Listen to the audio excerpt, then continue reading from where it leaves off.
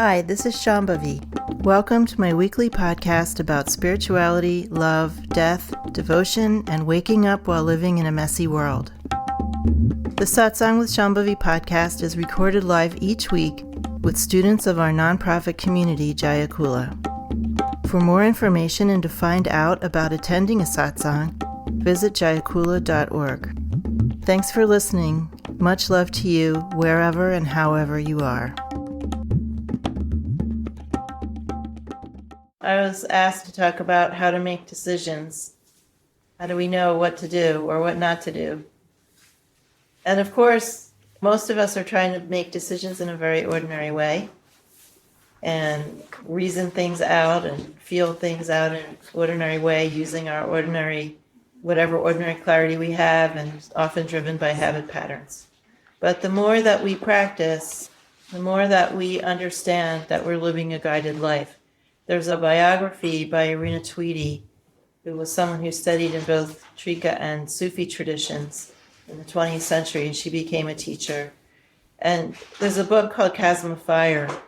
It's her biography, and there's a lot of teachings in that book from her teacher.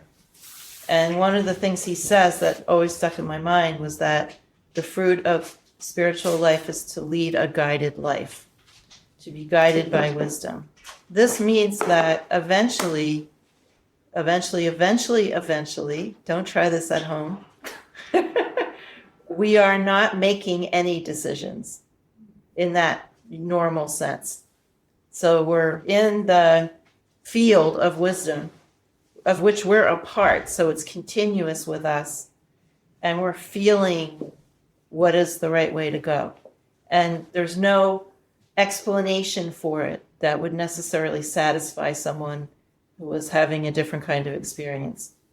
What do we do in the interim before we have that much contact with wisdom? Well, there's many, many, many tools that we have. And one of them is to learn to feel for the initial impulse. I call it like an upsurge of wisdom from the heart space that tells you yeses and nos. To learn to pause and identify that upsurge of an answer and just do that thing. Now, this is very different from the kind of impulsive decisions we might make that are based on just our regular karmic habit patterns. Regular karmic habit patterns have lots of discourse around them and lots of worry and backs and forths and feelings of confusion. The upsurge of wisdom from the heart is just like, boom, it's an answer.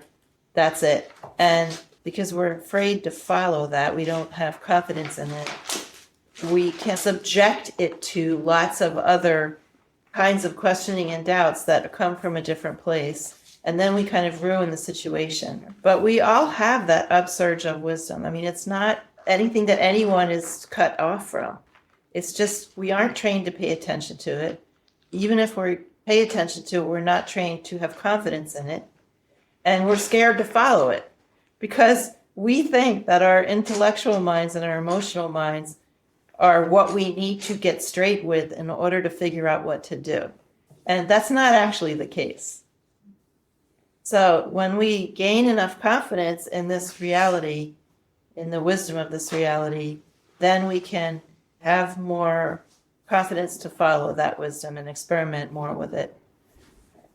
One of the differences between following ordinary emotional and habit pattern thought mind and following the wisdom of the heart is that we may feel very afraid to follow the wisdom of the heart, but once we do, there's a feeling of relaxation and spaciousness and calm, and we're not still going like this and spinning it in our heads. But when we're following ordinary habit pattern stuff, we're always spinning, even after we've made the decision and acted on it. Then we're second guessing ourselves and wondering what comes next. And did I do? How did I do? And it just keeps going. So there's a really big difference in how it feels when you follow one versus the other. And then there are lots of techniques we can use to sort of try to gain more familiarity with that. Have you heard me talk about the 2 roads meditation? This is like one of the very first techniques anybody ever taught me. And the thing is that it's still scary to follow it. So you can still do the same thing with the techniques that you're doing with that upsurge of wisdom. You can still discount it, throw darts at it, just second guess it, try to explain it away, or keep right on worrying. You can do all those things, even with the techniques, but the techniques make it slightly easier. So the two roads meditation is you imagine yourself at a crossroads, and there's one road going like this, and there's one road going like this. On one road is one decision path, and on the other road is the other one. It's opposite usually, right? So you imagine yourself walking down one path, and you imagine all the things that you think might be on that path and might happen on that path. And you see how you feel in your body. Then you walk the other path the same way, envisioning whatever's on that path, what people, what things happening, and what you envision is going to happen. And you see how you feel. You just choose the path that feels better in your body. We're trying to circumvent intellect. So you can start playing around with this and see, but it still takes courage. It doesn't really make it easier. It just makes it more concrete. So sometimes it's easier to feel what's happening in your body than to feel that upsurge from the heart. But in any case, what we're eventually trying to do is just be in touch with wisdom, feel our continuity with it, and feel that direction that it's urging us to go in, and just go that way without really much involvement from ordinary mind at all. You have a lot of anxiety. That's why you feel confused about making decisions. So you're not really confused about making decisions. You're afraid to make decisions. And so your confusion is like the brakes that you're putting on yourself. You're basically manufacturing confusion to put brakes on having to make decisions because you're afraid of the consequences. What people will think of you, will there be loss, how will I feel, what will this mean? And there's a lot of conventional things impacting you in that way. A lot of stuff that you got growing up that are impinging on you just being able to make a decision. But you do already know what you want and what you don't want. You already know. It's just you're afraid of that knowing. This is like a very, very early technique that I learned. I don't remember how old I was, but in my mid-20s, basically the first spiritual teacher I ever went to taught me this. And she had all other kinds of techniques for what she called inner divination. Before that, I really didn't think that I had a spiritual life. I didn't think there was anything in me that would gravitate towards something like that. And then after a couple of years of practicing that way with her, literally one day I realized that these things she had taught me were guiding my entire life every minute of every day. And I was so shocked. I was just like, what just happened to me? The thing that it gave me before I started doing more conventional spiritual practice, because that's not what happened with her. Her whole thing was about developing your intuition, which is really like developing a different way of moving in the world, right? So she was borrowing a lot from this kind of tradition, but she wasn't specifically a teacher in this kind of tradition. But what that gave me, doing that for a couple of years before I had a different kind of a teacher, it gave me so much confidence. And it wasn't really in myself. It was just in it, whatever it was. And it was really kind of a marvelous way to begin doing other kinds of practices and just living. So. What do you make of the book of Job in the Bible? I haven't read it in so long, I'm not sure. I have kind of a cartoon version of it in my head. So it's about someone who's very devout. And God just keeps giving them troubles. It's true that troubles are useful for spiritual practitioners if we choose to relate to them that way. But in this tradition, it wouldn't be loyalty testing. It would be some kind of way of breaking down karmas, breaking up patterns, causing people to enter into more of a state of freedom and spontaneity. So it would be something that would be empowering if we were relating to it that way. If we're not relating to it that way, then maybe not. That's called suffering. There's parallels in Hindu spiritual literature where people are bemoaning all of the troubles that they're in and yelling at God and saying, how dare you treat me like this? And I think there's acknowledgement in most spiritual traditions that there's something up with obstacles and troubles and not getting what we want that is related to spiritual life. But I do think there's a common thread of there being something useful about having difficulties and particularly not getting what you want. Oftentimes, when you feel anger at God, it's because you feel somehow abandoned in some way and you're trying to shape God back into your life. Right? For instance, in Hindu poetry where someone's railing at God, they're saying, why have you left me? They're saying, why are you not taking proper care of me? Why don't I feel you? Where are you? You said you would be here all the time, and something like that. So yeah, definitely. When we're angry, we're putting out a lot of energy, right? It's like throwing out a strong cord, and oftentimes to try to stop a process where you feel separate. I have a question. It's about ethics. Because I know ethics are highly subjective, and you realize more, you kind of just know what to do about stuff. You don't need all of these rules. But anyway, how do you kind of make sense of the gods, like Vishnu abusing ladies? Sure.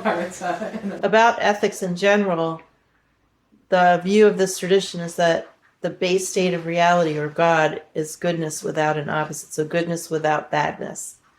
And so when you're more immersed in that and more identified with that, you just naturally do what's beneficial. You don't really need to have rules about it. But when we aren't so immersed in it, we don't really have something called ethics, but we have precepts. So they're sort of functional life ways to keep people out of trouble so that we don't get all entangled and create a lot of time wasting, energy wasting karma for ourselves and other people so that we can practice and realize more. So for instance, if we become career criminals, then we probably are going to get arrested and have entanglements with the law and do harm to other people and have them hate us and then them trying to do stuff. And it can take up a whole life, right? It can eat up your whole life. So the rule is try to keep as unentangled as you can.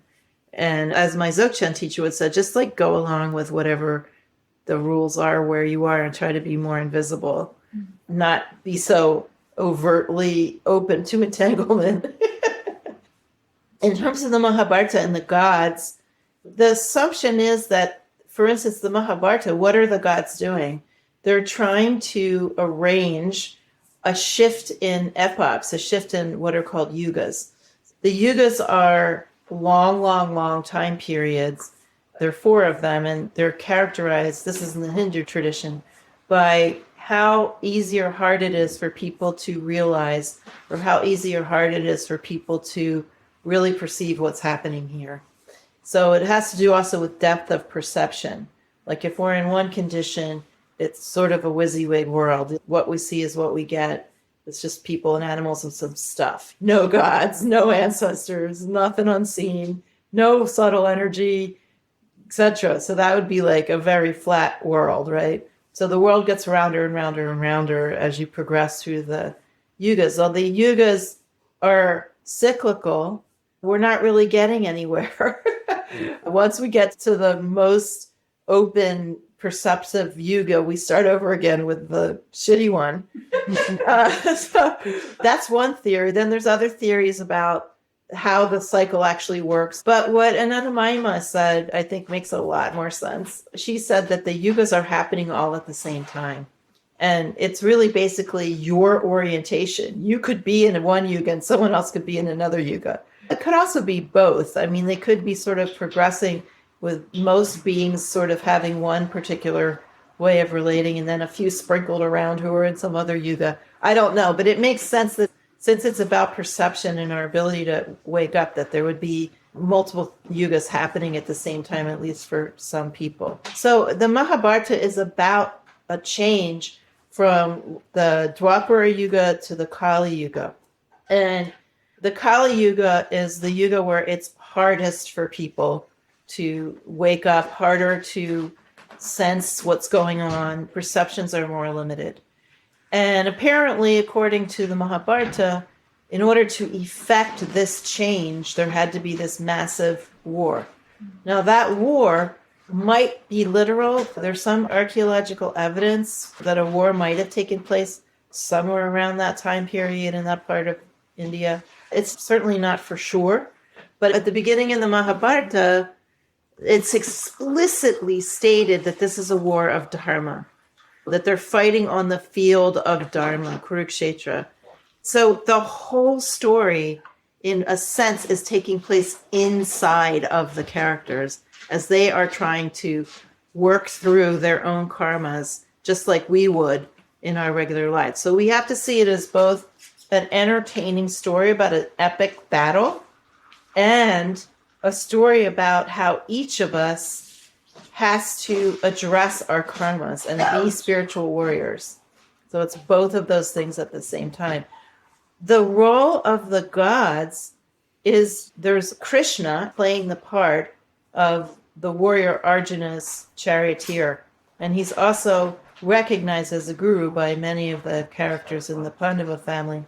And he is an avatar of Vishnu. In other words, he is an emanation of Lord Vishnu. So Krishna and Vishnu are kind of the same. And one thing you'll notice is that they're both playful. Krishna is very mischievous, and he's often described as having a mocking smile. He's playing all kinds of games. He is the game master. So what you're seeing with those gods is basically we're bringing about that Kali Yuga by any means necessary. And the understanding is that whatever they're doing, it's basically cosmic hijinks to keep history on track. Long story long. Can you talk more about the Kali Yuga? Some people think we're only in the first third of it. Other people say it's going to end soon.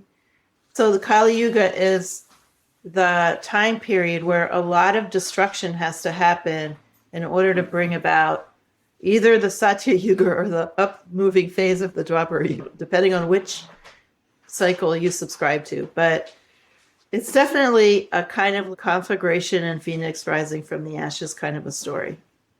And a time when there's a major battle between ignorance and wisdom, and where many, many people find themselves in states of ignorance.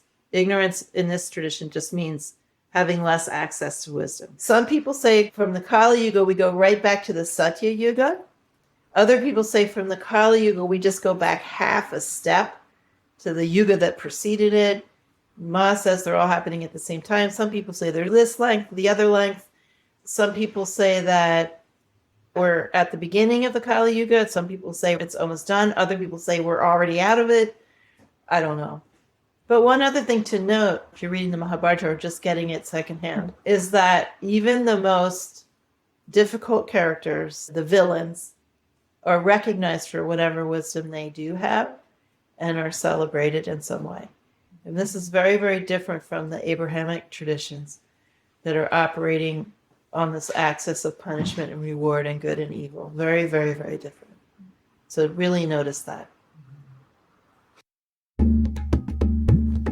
Satsang with Shambhavi is produced by Jaya Kula, a nonprofit community offering opportunities to learn and practice in the direct realization traditions of Trika Shaivism and Dzogchen. If you enjoyed listening, please help us keep this podcast and many other teachings open to all by making a monthly or one-time donation. Visit jayakula.org to make a donation and explore more of our offerings. Free audio post-production by alphonic.com.